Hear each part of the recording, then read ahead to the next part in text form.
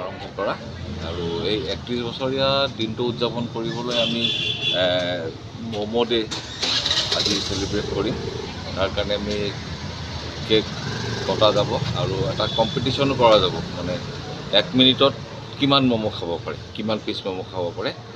আমাৰ এই জাৰ্ণি আৰম্ভ হৈছিল 1993 আৰু ম'ম'ঘৰ 20 বছৰ যেতিয়া হৈছিলে তেতিয়াৰ পৰা আমি প্ৰত্যেক বছৰে ম'ম' ডেটো উদযাপন কৰি আহিছোঁ।